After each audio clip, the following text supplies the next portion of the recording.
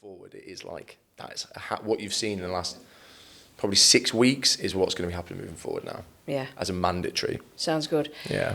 Are you developing an online part of your business or not really? Online coaching? No. I've dabbled in it from a personal perspective because I don't do any one-to-one stuff with people anymore. Obviously the business is just massively taken over.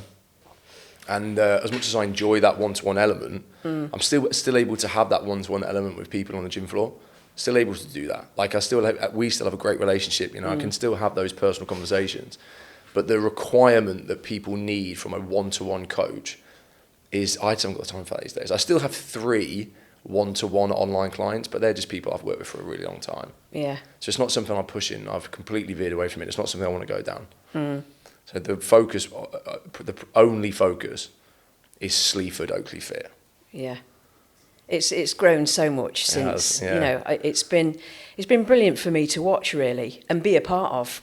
You know, that we've since I started. You know, just developed real friendships. It's such a community. It's awesome, isn't it? You know, and just recently I've seen on your socials that, you know, people are really starting to talk about that. Yeah. To say, you know, because you get a lot more than you bargained for, which I didn't realise. Yeah. You know, I signed up and thought, yeah, you know, and you know my story, that I did it because I wanted to get well. I was, you know, quite poorly actually. Yeah, of course, yeah. So it was all health reasons. But a lot of the reason why people stay is for more than just what they initially thought they wanted. Yeah. It's that sense of community. And to be honest, we've always had that. You know, like from the second that we opened the facility, and we'll touch on this today, right? From the second that we opened the facility, it's always just been about creating an environment for people to feel comfortable in. You know, and like, this is what it's always ever been about.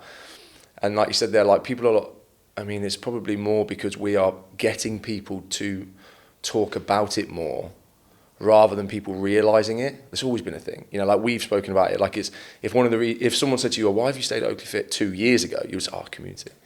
So it's more that we're starting to be, in a sense, more vocal and probably confident about what we have actually created these days. You know, like when you joined, Anne, so it's 3 years 4 years. Is it 4 years? Yeah. That's mental, isn't it? And if you'd have asked me a couple of years ago, actually, or a few years ago, maybe even a couple of years ago, you know, why do you keep coming back?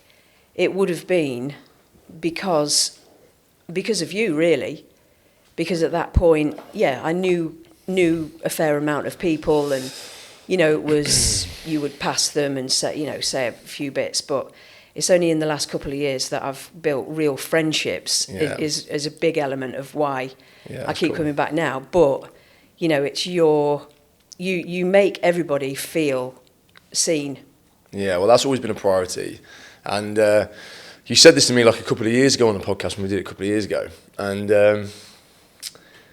Yeah, like as much as I like to hear it, I'm not very good at taking compliments or anything. I never have been.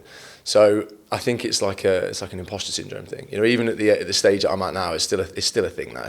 We all have it, but it is something I'm starting to become proud of because I recognise it. I think everybody has a certain path that they could go down and be good at.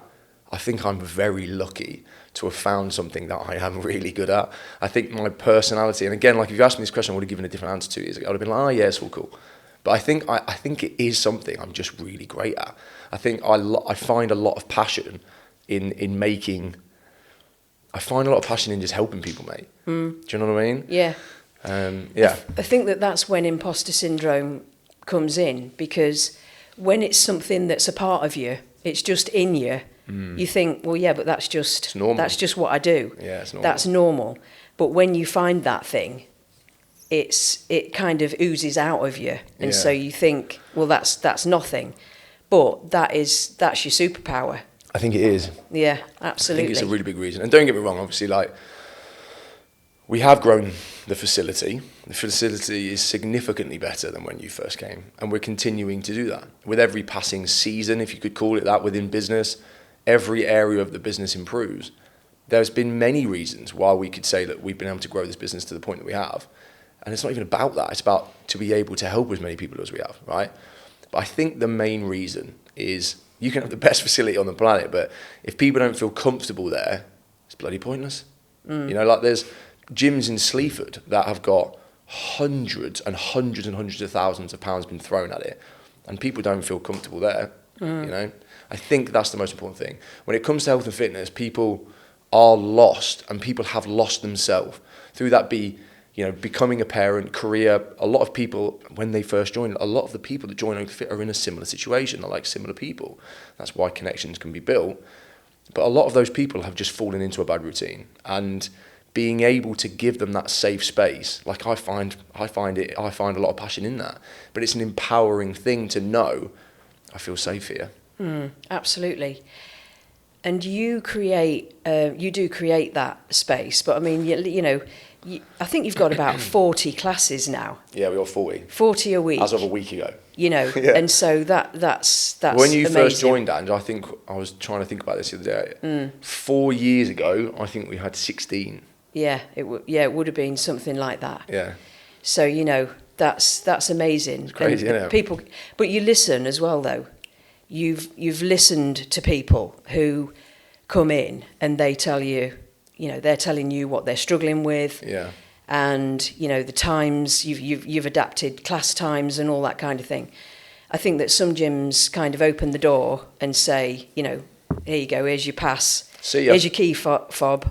We'll show you around the equipment, and then there you go, kind of a thing. Whereas you do have that personal relationship with everyone. Yeah.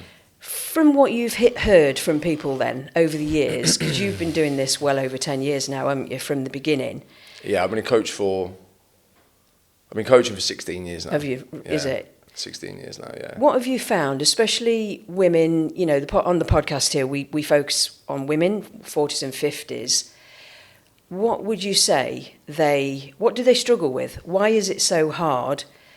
Why do people join the gym for 3 months and then maybe fall by the wayside? Yeah. Struggle to keep that. I know that you talk about consistency all the time, and that's been something for me. I've said to you before, I just keep turning up.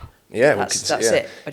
I'm almost like gagging to give you the answer to this, because it's just something obviously I'm very passionate about again. But you've said this already. It's not about being perfect. It's about being consistent. But people's perception of health and fitness is skewed, and social media's made this worse. So the vast majority of people that we've trained, so we've trained over 3,000 people now, Ange, through this program in the last 9 years. That's amazing. And that doesn't include the few hundred people that we trained before we opened Oak Fit, and all the people I was training one-to-one. The average age of all the people that we have ever trained now is above the age of 42, right? And again, the percentage of people that we have, it does kind of obviously slightly peak and trough, but it averages itself out to being around 70 to 75% of all the people we've ever trained are ladies, right? So if 75% of the people we train are ladies above the age of 42, what percentage of ladies in this country above the age of 42 have got kids, have fallen into a bad routine, have tried something in the past and failed, and feel lost? Most of them. That is why I think there's so many reasons to say that we've been able to build a great business. It's because we've recognised that. Ladies have got a lot going on. I mean, we've all got a lot going on, right? But ladies have also got like massive amount of hormone fluctuations. They're also ladies are innately a little bit more emotionally attached to the scales. Ladies are also emotionally attached to their weight a little bit more. The visual, they just are. And that's great. That's a really positive thing. But unfortunately, they're also then susceptible to hearing some stupid fad idea. There are so many reasons we could discuss here for why people stop. If we bring to the forefront here, the main reason is because everybody wants to be healthy, don't they? Yeah? Everybody wants to be healthy, right? Nobody's got a clue what they're doing. So it's an education thing, right? Social media and diet culture has made this worse. So if the vast majority of ladies at some point in their life have tried a diet and then they failed, then there is self-worth and confusion around what it is that they need to do. So when they then potentially find something that could work, self-doubt creeps in, and whatever. And a lot of people have tried a lot of things in the past and it's just not been the right thing. If it isn't something that you can stick to for a long time, then it's unrealistic. And if it's unrealistic, it's not going to work. But most people not just ladies, have tried to do some unrealistic approaches, and that creates failure. Next to that, if you join a normal gym, right, and we're not a normal gym, someone messaged me this morning and said, "Oh, how much does a 6-week challenge cost?" I said, "More than happy to give you the price, because obviously you've asked for it, but without context for what we offer, the price is irrelevant, because you'll take it and compare it to a £30 a month gym." Mm-hmm. But what we offer is first-class coaching, and everything else, right? So when people, I lost my train of thought now, where we was going from. When people, why do they struggle to keep the consistency? That was it. Yeah. If somebody joins a normal gym, does the receptionist care if you turn up or not? No. They couldn't care less. But that's the problem with the fitness industry, in that there are massive chain gyms up and down the country that don't even want you to, they want you to sign up for 12 months. They don't want you to use it, because then they have to pay for a cleaner, right? They couldn't care less. But that's the problem, right? There's no accountability. But a lot of people have been conditioned into believing that that's kind of the only option that they've got. So people will start something, not know if it's working, have failed in the past, so there's self-worth problems. They've got no accountability to be able to even slightly be nurtured into making better decisions. And then also the environment of life, and as soon as life starts to become difficult, that self-worth creeps in, like, am I even doing it? Fundamentally, one of the most powerful things in the world when it comes to health and fitness is if you know for a fact that it's going to work. If you join a normal gym, you don't know that. That's a really powerful feeling, because it just completely changes that perspective moving forward. And I think playing the long game as well, because people usually along the journey will reach a bit of a plateau, where the body will try and hang on, because the body doesn't want change, does it really? No. And so then that's when that happens, and we're watching the numbers on the scale, that can be really disheartening, can't it? And if we've been going for 5-6 months, something like that, and then it just halts or stalls, it's like, I'm not doing it right, or I'm getting something wrong. And I think you were touching on it as well, the comparison. That's a killer, isn't it? That when absolutely. People go to the gym and start comparing themselves to somebody else. Yeah, well, everybody's on the same journey and everybody's different. So everybody's journey will be different, in the sense that some people can lose. If someone's got a lot of weight to lose, the way that they can monitor progress will be different to somebody that hasn't got a lot of weight to lose. I mean, again, it comes back to the education side of things, right? So every single client, and yourself, Ange, at some point we would have had conversations with where they are potentially falling into an emotional response with the data that they're seeing. So again, like this, on Sunday I was at the gym, walked past a client and he said, "I can have a quick conversation." I said, "Yeah, 100%. And he said, "I've weighed this morning, my weight's gone up massively and my measurements have gone up massively from this week." The guy's really consistent. So there's no reason why that would have happened from a fat weight gain perspective, right? I said, "What did you do yesterday?" He said, "I had a pizza and 2 beers." So there's your answer. So it's always better to be logical. And I'm actually going to do a video about this later, right? Because at the minute I'm in a calorie deficit. I'm not weighing myself, because 16 years. I don't need to weigh myself, because it's logic over emotion to know for a fact that if I'm doing the right things, I'm just going to be getting the results, irrelevant of whether I'm weighing on the scales or not, right? And this is what we're trying to teach people. It's education, it's logic, to have a better relationship. But what you've just said there is a perfect example, right? If someone's getting great results and it stalls and they haven't got accountability, they just haven't got that positive affirmation from somebody, a coach, whatever it may be, or even just the right environment to be said, don't worry about that. Because this guy who's called Stu, right? We've had these conversations quite a few times. So everyone's different, but he's got quite a lot of that emotional response to seeing it go the wrong way. If we hadn't had these conversations with him multiple times, he would have fallen off the wagon. And that is a big reason why people give up. Yeah. Because they're like, "Oh, it's not working, I'll give up. Oh, my life is too busy and I'm not sure if it's working, I'll just give up." And that's a shame. Yeah. Yeah, for me, it was like, I think if you're just doing it to look better, it's difficult. I think that's difficult. if you're doing it for health reasons, I think that gives you more motivation. Yeah. And Hannah was laughing at me a couple of weeks ago because Hannah Chadwick? Yeah, because she's funny anyway, isn't she? Yeah, she's brilliant. She's mental. She's. I'm sure she'll listen to this and she'll probably laugh. Yeah, she will. And she was saying, "Oh, you just haven't been struggling with motivation." I said, "Hannah, motivation isn't coming." Yeah. And she went, "Right, okay, Ange," And she knew exactly what I meant, because sometimes motivation it's not coming. Motivation it's doesn't just exist. About keep turning up and play the long game, isn't it? Like you're saying. Yeah. If you just keep doing the things, it's science. It has to come. Yeah. Like that plateau will Fix improve. itself. It will Yeah, fix itself. Yeah, You just got to keep. And I think as well, some people will go and go to the gym and think, right, I'm going to smash it. I'm going to give it my all and really push myself and potentially get injured or make it horrible. Yeah. So that it feels awful. Yeah. I mean, it did feel awful for me anyway in the beginning. Yeah. I think I've told you before. Shock to the system, ultimately. Yeah. The tears on the Echo bike.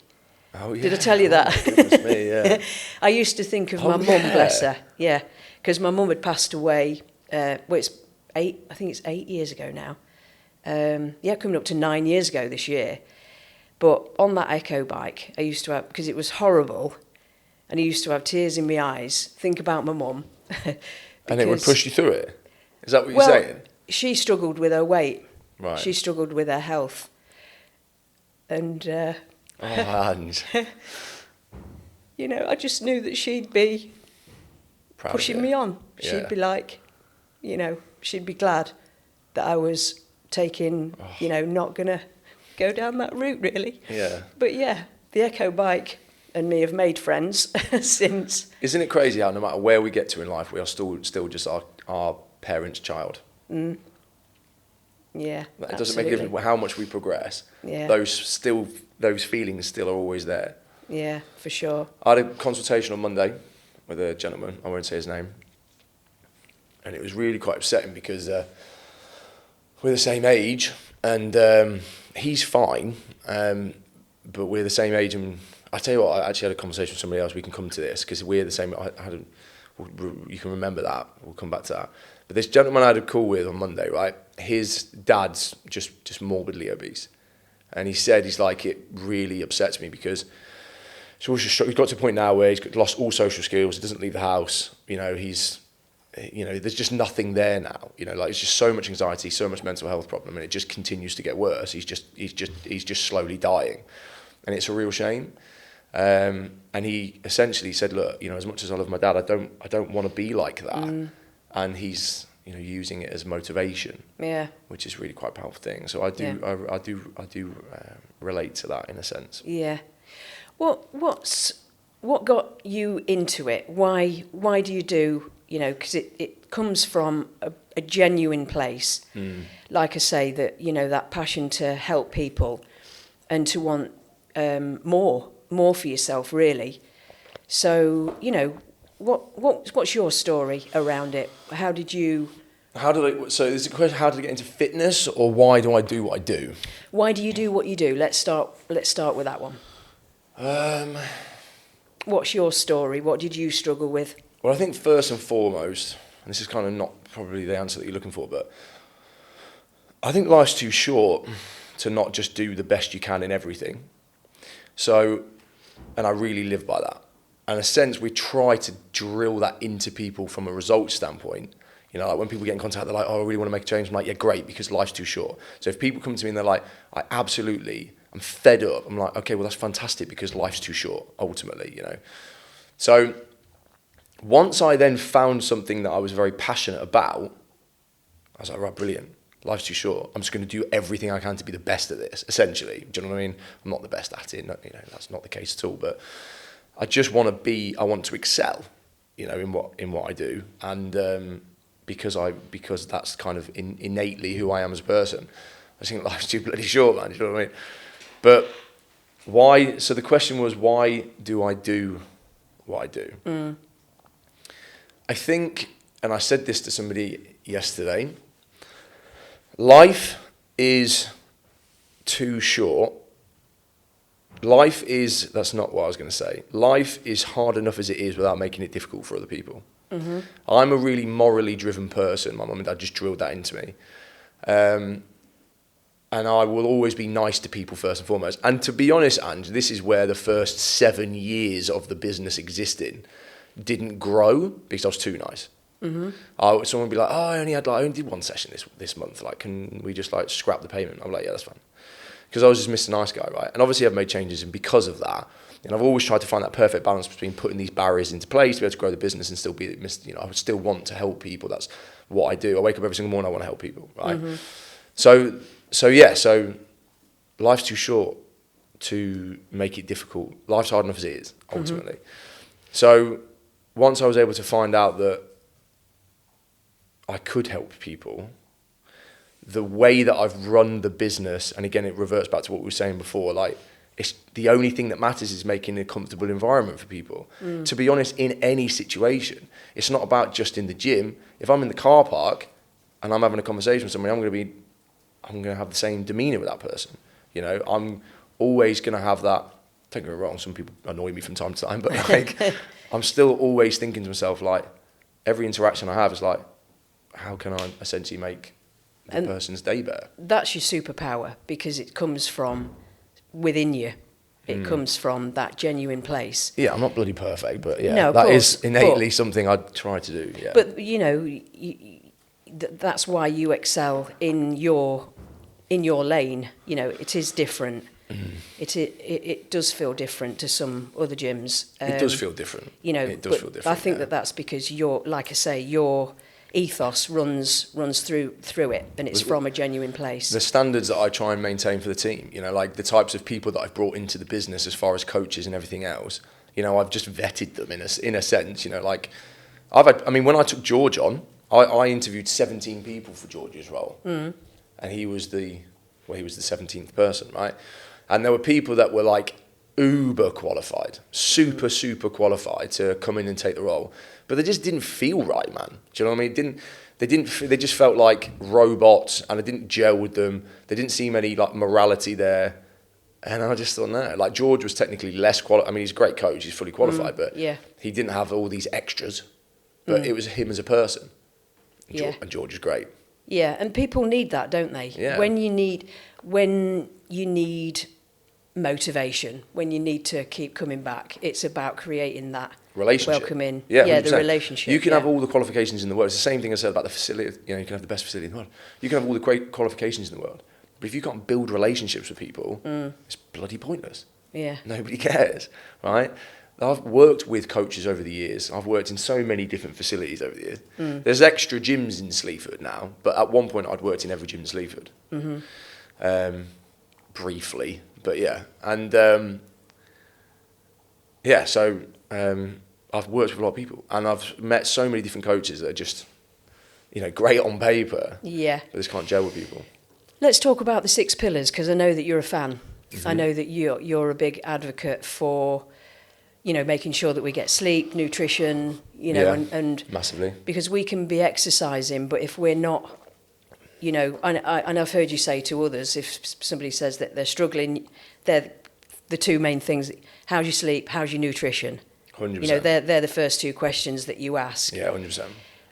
What's your take on that? Let's start with nutrition. Why, you know? So if we go back to what you were saying before about like why do people fail? This is a really big reason. Do you know who David Goggins is, Ange? Do you know who David Goggins is? A couple of these guys will know, right? David Goggins is like, he's a pretty cool guy, to be fair. But he's like the other end of the spectrum to kind of how we would do things. I think he's really cool. He's an ex-Navy SEAL, just ripped black guy. And his entire like ethos is just work harder, right? Mr. Testosterone. He does like just ultra marathons. And he'd do these videos where he's like running and he would talk into the camera, he's like, just stay hard. Right, which is cool, right? Because I think the vast majority of people probably do need a bit more discipline in their life. Yeah. But health and fitness, in any endeavor of success, so it doesn't make a difference if it's fitness, business, relationships, whatever, right? It's essentially about creating an environment for success, not just working harder. So when it comes to health and fitness, let's just use fat loss as an example. Make this clear for everybody who's listening to this. Fat loss is a component of being healthier and fitter. What do we say at Oakley Fit? Stronger, happier, healthier. Yeah. It's not fat loss, leaner, more toned. Yeah, it's stronger, happier, healthier, right? So anyway, fat loss is a component, okay? And the reason why most people fail isn't because of what they would think.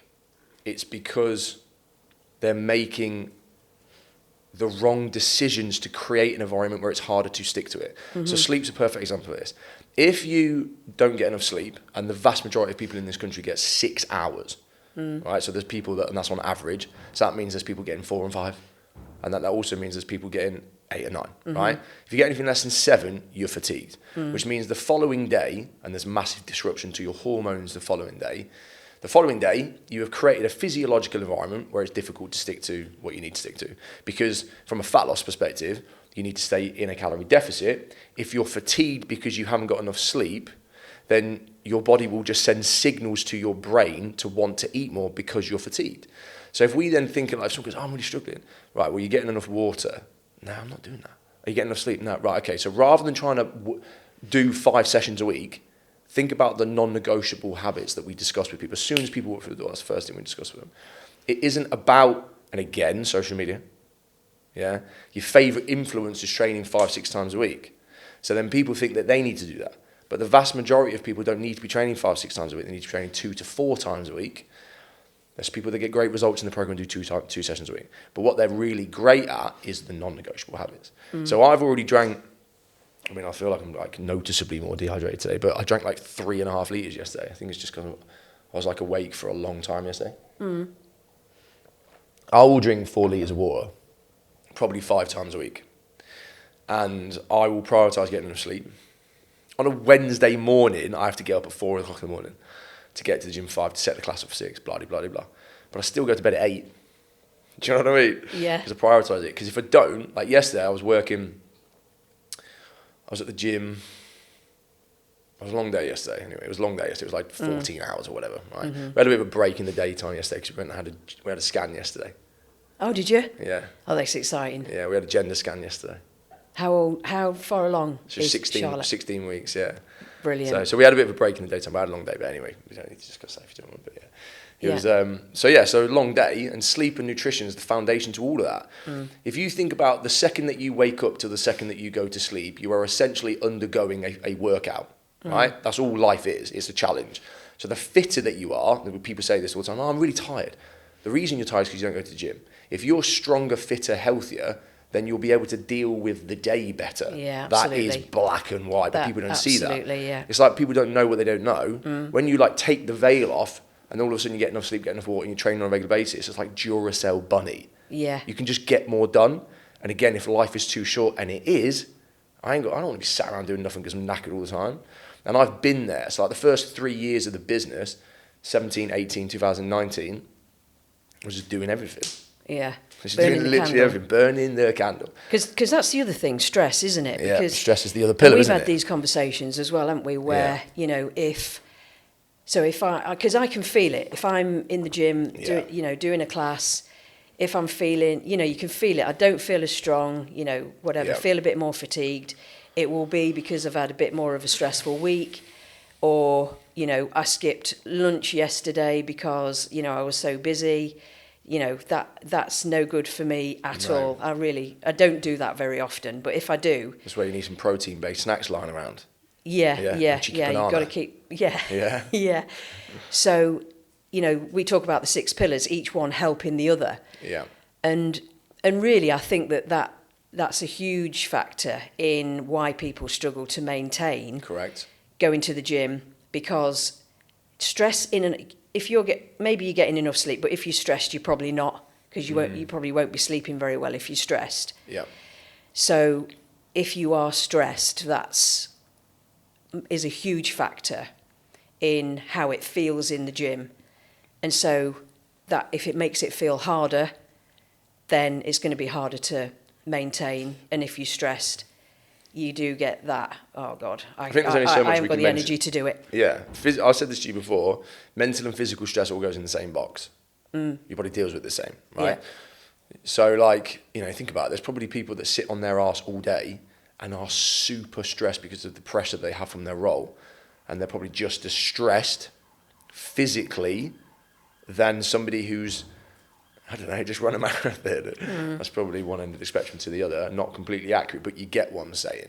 And it does all go in the same box. If you do any amount of research in that, it proves that it's very, very black and white, that. So yeah, and again, it's that environment. So if we don't get enough sleep, the decisions that you make are different. Your capacity to deal with the day is different. If you're stressed, like if I'm stressed and I've not got enough sleep, which is rare these days, I don't get enough sleep, but it does happen. Like I've still got to be I've got to be there, and I've still got to do certain things before I go to sleep sometimes. If I've got something that needs to happen for the following day, when I'm home and I've got that 2 hour period with Max before he goes to bed, on some days anyway, obviously it's not 2 hours every day, but I think it's more than that every day. I've got to be with my son. So once he goes to bed, I then have to go back to work. So, sometimes, and then I'll notice the difference if I don't get enough sleep.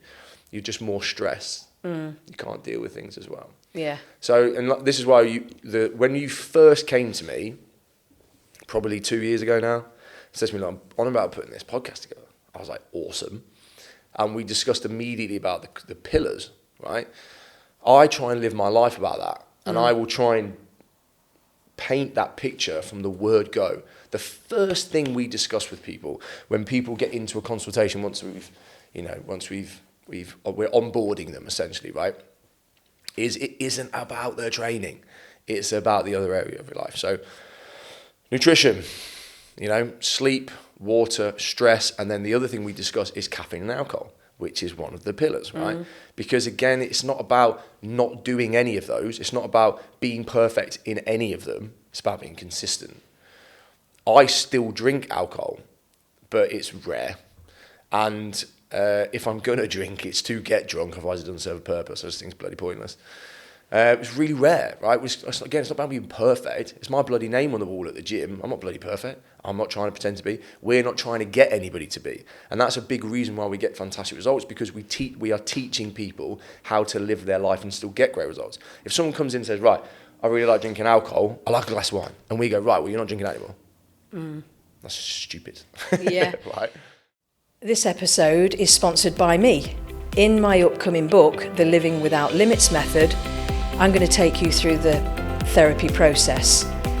If you've ever wondered what goes on in the therapy room, then I'm giving you front row seats. So lots of people are accessing therapy now because they want to live their best life. They want to become the best version of themselves, and they're tired of living the same patterns and getting the same results, just living small. So I'm really excited to give you access. Stay tuned and I'll keep you updated as to when the book is published. Some people probably don't realise that actually, they probably look at you and think you've got it all together. It's easy for you to say, you're a gym owner, so yeah, 100%, you can work out whenever you want and things like that. But I know that when we've spoken before, you actually had to push through quite a lot of injuries, and you still have to all the time warm up a bit more in certain areas because of your past injuries, because you have pushed yourself a bit hard over the years. Yeah. And have you done 1 or 2 marathons? I'm on 2 now. I did London and then Manchester. Yeah. Did London in 24, Manchester last year. Yeah. Yeah. Because that takes over your life a bit as well, doesn't it? But massively, yeah. Which is why I've not done another one this year. Yeah. I had FOMO this year when it was when it's like marathon weekend. I was like sat around thinking, I wanted to do a marathon. Yeah. But I chose not to because of Max. Because at some point in the depths of marathon prep last year, Ange, if you can remember, I was getting up at 3 a.m. to warm up to run from 4 a.m. till 7 a.m. I can remember that I think it was Mother's Day. It was Mother's Day. Because then you wanted to be back so to I could get home. Have breakfast. Because I can remember she was like, Charlotte. I was like, I'm going to run and do my long one on Sunday. She was like, it's Mother's Day. And I was like, fuck. Yeah. I was like, I need to think about it. So then I can remember sat there thinking like the day before, I was like, right, I'm going to have to get up at 3 o'clock in the morning, so I'm not going to not do it. Running's addictive, for sure, isn't it? Well, it's like I set myself a goal, I'm going to adhere to the thing, right? So like there was just no component in my brain. I was like, oh, I just won't bother. It was just not an option. So I got up at 3 o'clock in the morning. But then like, you can only do that for so long. And the depths of the marathon prep, because of how adhered I am, it's not something I do half-assed. If I'm going to do it, I'll do it properly. So I didn't want to make that commitment this year. I wanted to prioritise family and business. And so I did the marathon. And I've got a lot of injuries. Like, I've started squatting again, but it's the first time I've squatted, I want to say 4 years. I want to say 4 years, yeah. Well, do you remember how obsessed with deadlifts I was? Yeah. Yeah, I mean, I got to a point where I was doing 220 and I weighed 83 kilos at the time. That's decent. It's not like world class, but it's pretty decent. And I just stopped doing them because the juice wasn't worth the squeeze. I've done a lot of rehab work, and I'm now like reintroducing them again after 4 years.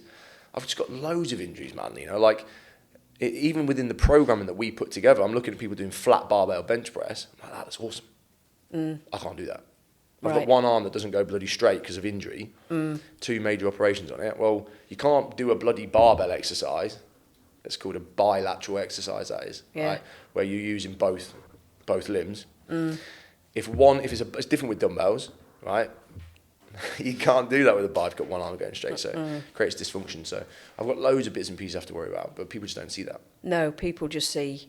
Yeah, someone said to me the other week, oh, it's well easy for you, you work in a gym. No, it isn't, because I still have to find the time to train, just like everybody else.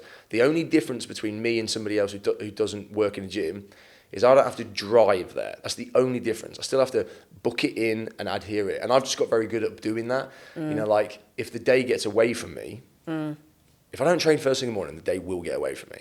Yeah. I've learned this over the years. Like when I was in marathon prep, I'd be like, oh my God, didn't do it first thing this morning because of this or whatever. Again, rare, because I just stick to things. But there was times where I'd be like, I have to run. So I'm going to have to run from like 9 till 10:30 at night. Yeah. Because otherwise I'll miss the run because I won't be able to do it tomorrow because of this.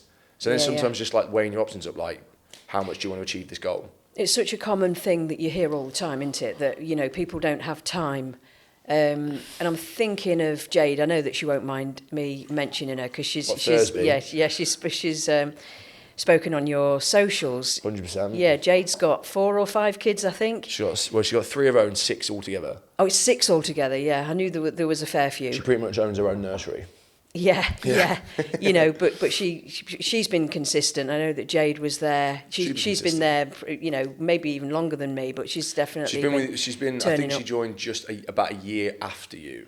2023 was when she joined, I think. Yeah. You know, what do you say to people who sort of say, I don't have time? Well, there's always enough time. Yeah. There is always enough time. It's just the willingness to do it. So here's a great example, right? I won't say his, right, he's called Simon. I don't need to say his second name. And he got great results with us within the 6-week challenge and then the first few months after the 6-week challenge was over on the continuation of the 6-week challenge, right? Monthly. And he lost, if I remember rightly, I want to say 15 kilos. And he's put it back on again. Really? Yeah. Wowzers. And it's all good because there's no judgment. It is what it is, right? And I sent him a video. I've sent him multiple, I mean, we're on it with him, do you know what I mean? It's not like, the reason he'll be open about discussing this, it isn't a lack of accountability from us. Like, we obviously have weekly check-ins with everybody. You know, like, if you join a normal gym, when was the last time the gym owner bloody called you up and said, what are you doing? Like, we do that all the time, right? He's just let work take over. And even though what we do is awesome, you can think about this, right? Even though what we do in the gym is awesome, you can also condition yourself to create a barrier in your head with that. Because if that's what you've got fantastic results with, and then you're presented with an environment, situation, work, demands, where you can't then stick to it, then you think you're failing. So I sent him a video, right, on Kahunas. Did a little screen record. Basically, he's working away a lot. So he's like, I ain't got time. Me and Lucy, the nutritionist, who's Lucy, shout out Lucy, she was... we were both saying, it's just a decision to not stick to it. It's a decision to tell yourself you haven't got enough time. Because if I had 10 minutes and the only way to do anything was to only have 10 minutes, I would just do really intense 10-minute workouts. If I was in a hotel room, had no equipment, you know, like when people got quarantined in lockdown and stuff like that, Yeah. Even though I had COVID, I wasn't going to not train. So I was, if you can remember, I was doing like back squats with Charlotte on my back. I had no equipment. Do you know what I mean? It was just always weight. So anyway, I said to Simon, Yeah, you know, you said your gym ain't normal. You're not normal, really. Let's be honest. well, maybe. I think I said this to Charlotte yesterday. I just set like this non-negotiable standards for my life, and I want to live the best life I can, and I want to feel the best I can, and I want to set an example. And like these things don't seem alien to me. Like I want to do them like that. I think that people will only do things and keep them going if they believe that they're going to be happier in the having or the doing of it. And so, well, this is what I said to Simon, right? Red pill, blue pill. I said you've got a red pill here where I might be getting the colour wrong, subject to the actual Matrix film, but we'll just use it as an example. Yeah. You've got the red pill here where you're convincing yourself that you don't have enough time. That is a choice. Yes, life is busy. Yes, the environment that you've created with work is now way harder to stick to it, but there is still a way. So if you've got the red pill where you're just completely pulling the veil over you and you're creating a barrier, you convince yourself it ain't doable. Where if you've got the blue pill here, and we physically show you, right, that if you did a 10-minute thing in the morning and you just bumped your steps up and you made these small decisions with nutrition while you're away, and you potentially just did one workout a week with us, you wouldn't put any weight on and you could continue to lose the weight that you were losing before. That then, if we show you that you can do that, and we have, is just a choice, isn't it? It's literally just a choice. So when people say I haven't got enough time, they are just creating, and there is always a way. And I do appreciate, I have worked with people in the past where it's like, mate, I do not have enough time. But if you could stay fit and healthy from a 10-minute workout, every single person has the time to find 10 minutes. If I say I ain't got time to do, if someone says to you, I haven't got the time to do a 10-minute workout, they are lying, because you could just get up 10 minutes earlier. Yeah. It is doable. It's always doable. But people's perception of health and fitness, again, comes back to social media. It's like, oh, well, a 10-minute workout's pointless. But if you did a 10-minute workout every day at a decent intensity, and again, this is what there's ways around. There's always a way around it.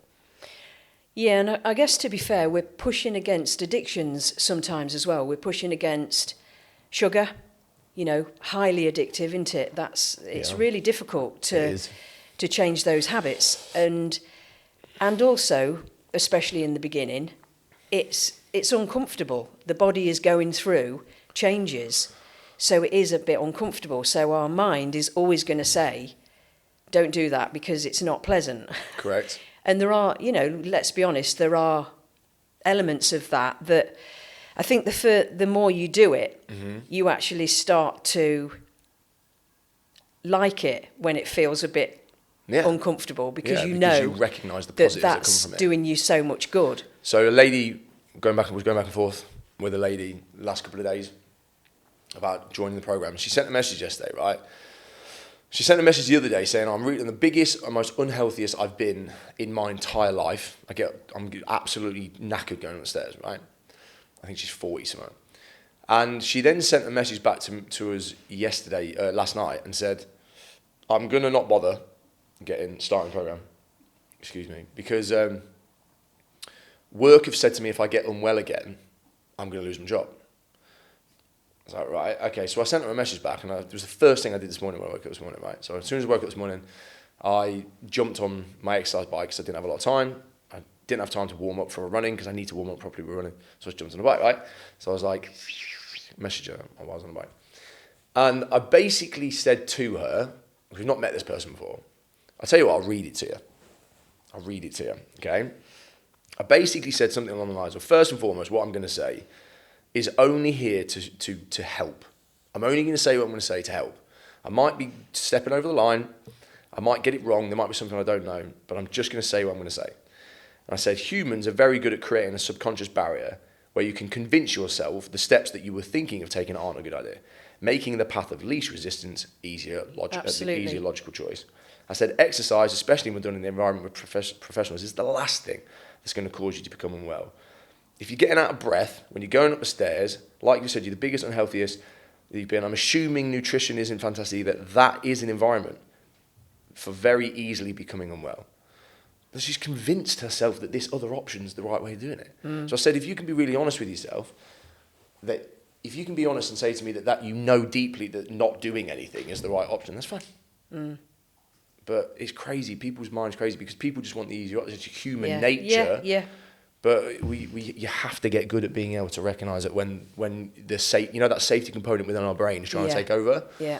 It's that comfort zone. It's the resistance to change. The body wants to take the easiest route, like you say. Mm-hmm. I think that people don't talk enough about the life-changing element of this.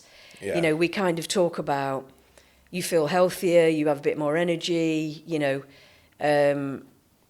We don't talk enough about the clarity that you get, that your brain works better.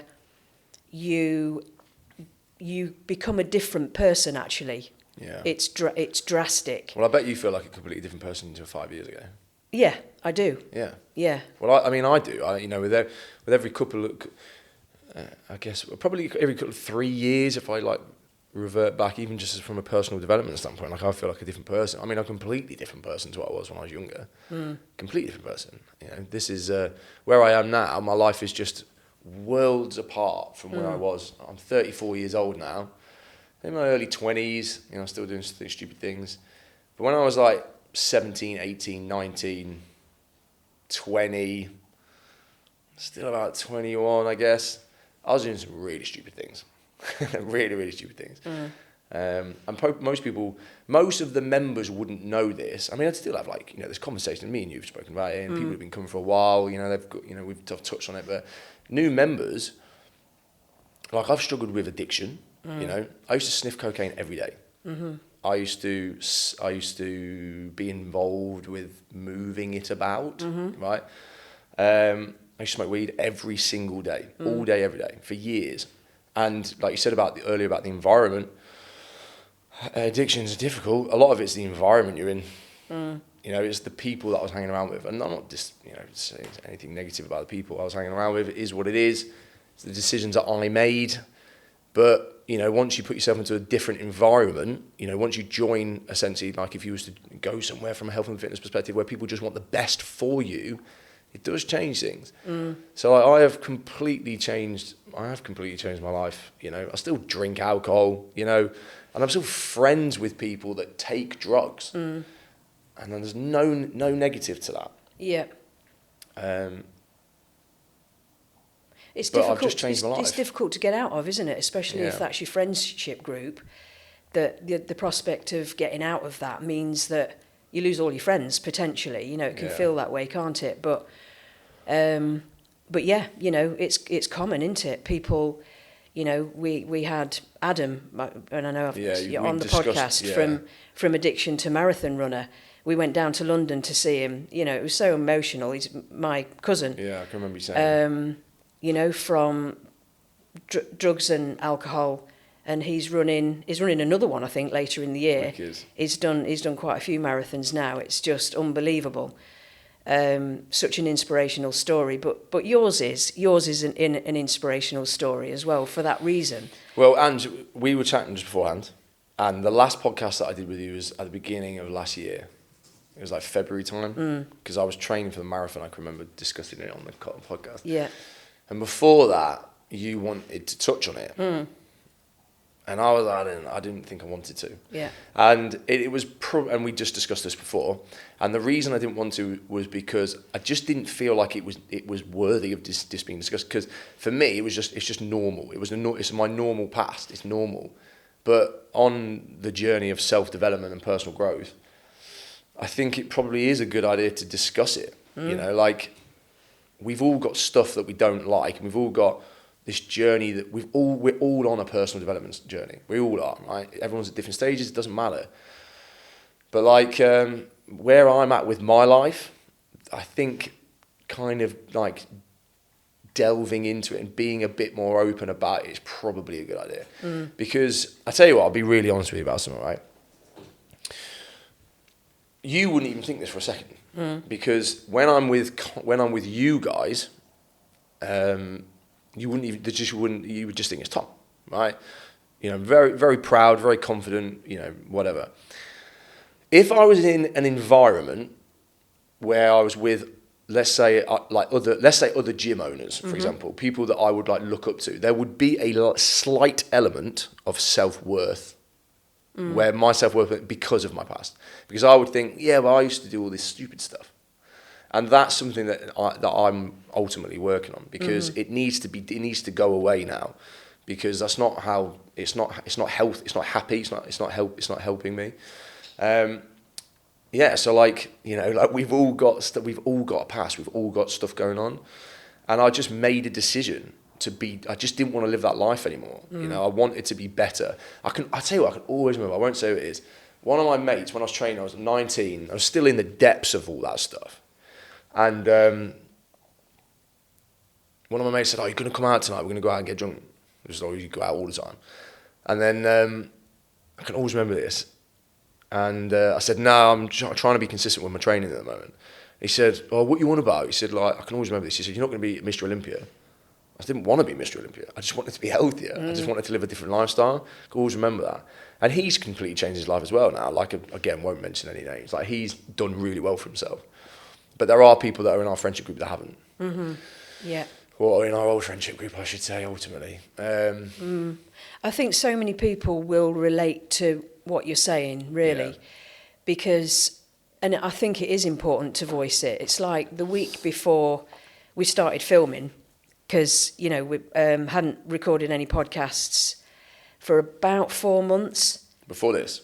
Well, no, we've been filming now for a month or so. Right, I see what you're saying. Yeah. But the week running up to it, I started to get really nervous because I hadn't recorded any for about 4 months. Right. And, you know, you mentioned imposter syndrome last time, and it was all that old identity. That comes to the forefront. Yeah. You know, I was crying. I was seriously. Yep. You've got worried. You know, why are you even doing this? Does anybody even care about any of this stuff?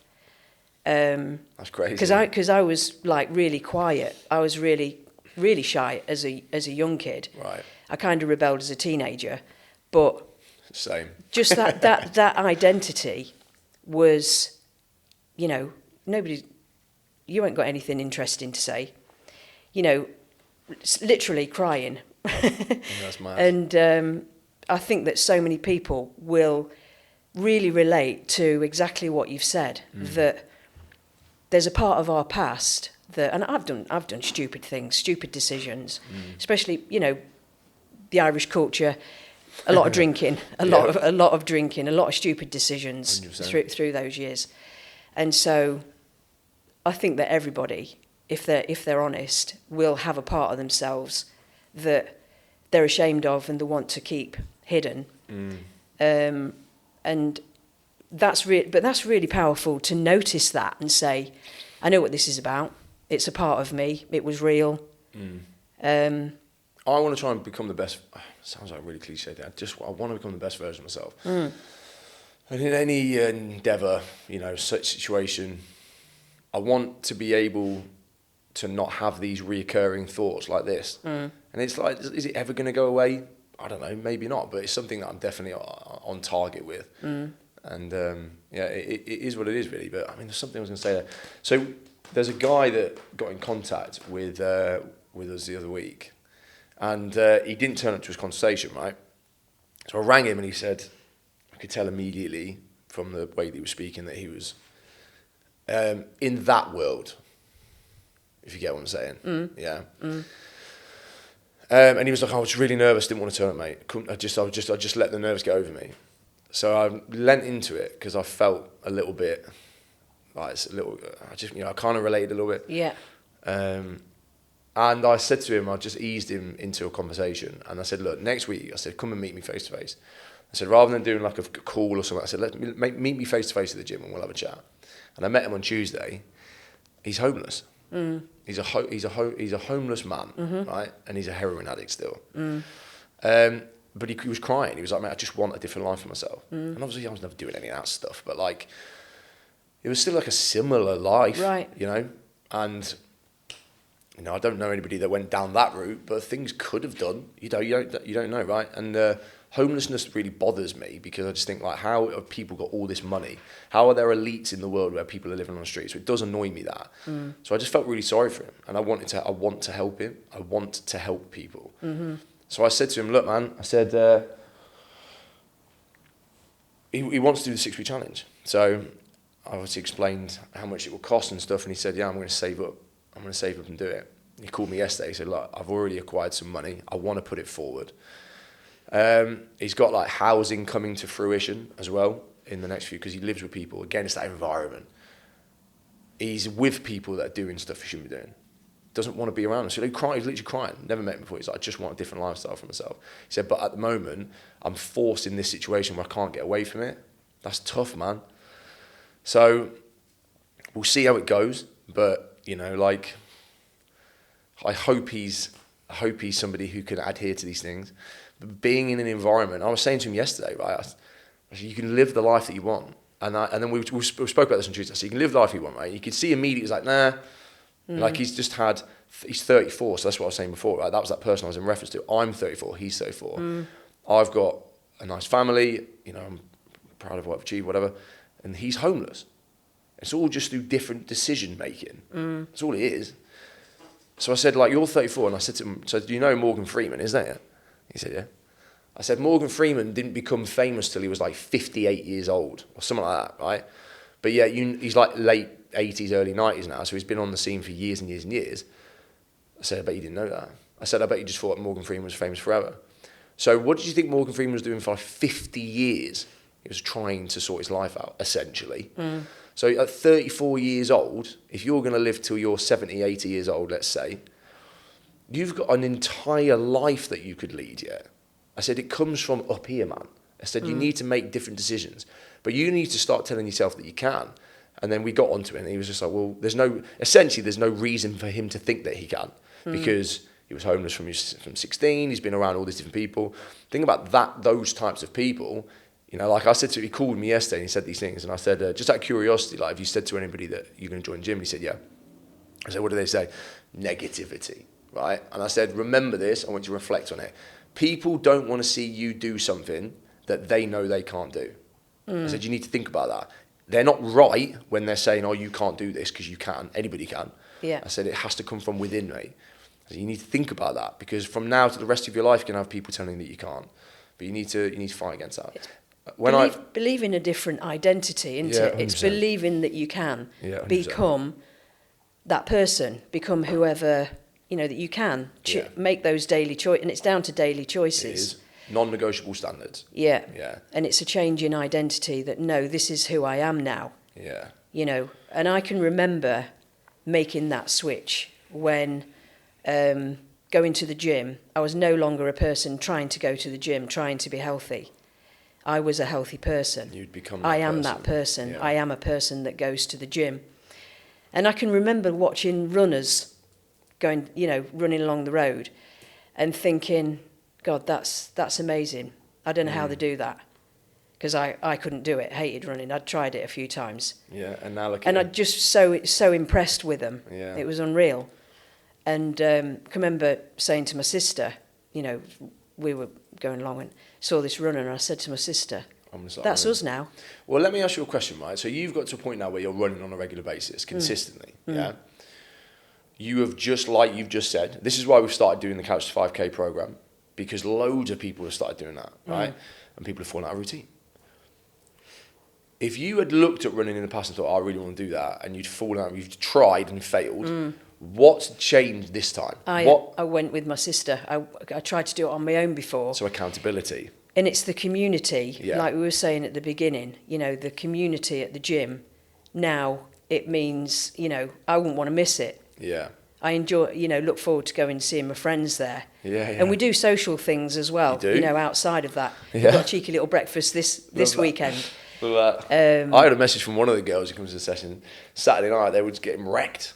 They were they was all just getting drink. They were drunken. They were in spoons, and they sent me a selfie. I was like, that's really sweet, man. Yeah. Do you know what I mean? Like these are three people that they didn't know each other existed, and they've made relationships, and then they've all gone out for a drink together. It's really cool what you've created. It really is, and you know.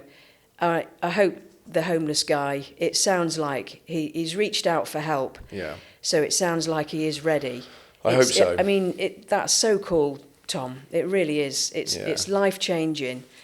And I've seen some of the lives that you've changed along the way, you know, and I've heard what people say, that how people do have a sense of belonging at the gym. You know, there's so many women in particular that go into a gym and feel intimidated. Yeah. You know, and we've had this conversation before, women don't want to be bulky. They think if they lift weights, they're going to become really bulky. Yep. And That's stuff like that. Education, and again. You dispel all those myths and just really come from a health perspective and feeling strong, resilient, resilient in all aspects of life, really. It's logic again. We're trying to get people to feel logically, think logically, rather than emotionally. And again, people have got all these different misconceptions. So if we make it really clear when we first meet people on a call, is everything we're going to try and do on that call is give you logic and remove emotion, because you know, that's the issue, right? So, and then it's just a case of just nurturing people, you know, and making people feel like they are in that space where they can belong somewhere. Yeah. I've really enjoyed our conversation. I knew I would. You know, it's just brilliant. It's been, and it is a pleasure for me to witness what you're doing. You know, thanks, Ange. The way that you help people, it's extraordinary. Thank you, mate. That's really sweet. Yeah. It's so cool. And you know, the stuff that you do, you really build a community as well. People talk about building an online community and all that kind of thing. You know, it's things that businesses do, but you genuinely bring people together, and you know, friendships are formed, which again, sometimes women in their 40s and 50s, they've been focused on their family. You know, they maybe lose touch with friends, or don't spend as much time with friends and things like that. And sometimes the gym gives them them that social time as well. It's so powerful. I say this to a lot of ladies. Yeah. You know, again, think about the demographic of the people we've trained, age and all that. If people get in contact and they've become a mum, you know, I mean, there's a lady that's in the program. She's lost 3.5 stone, 25, 26 kilos. And she's got 3 kids, right? So she'd let being a parent take over. And the first thing I say to people when that happens is, when they first get in contact, is don't beat yourself up, man, because you've been doing probably one of the most important roles for human existence, right? And it's very easy to fall into a bad routine when you've got a baby and you've got lack of sleep and all these different things, right? So don't beat yourself up about that. But then it comes from within again to say, look, it's not their fault, but change needs to be made. You know, so yeah, and that's a big thing I like to try and make very clear. Yeah. All right. Cool. Thanks for talking to us today. There'll be so many people that relate to, you know, a lot of what you've been talking about. Keep doing what you're doing. Yeah. It's absolutely brilliant. Thank you personally for everything that you've done for me. Oh, that's really sweet, Ange. Yeah, you're very welcome. I've said this a lot recently on videos. We appreciate you guys. We're actually putting a post up today, so you can monitor this today, right? What's the date today? 21st? Yeah. Yeah, so for everybody who listens to this, you can go back to the 21st of May and on our Instagram page, and you can see that we're about to put a post up today about this. We appreciate you guys. We can't do what we do without you guys trusting us and putting the work in. Yeah. So it's a two-way street, mate. I appreciate you, mate. Thanks very much, Tom. You're very welcome.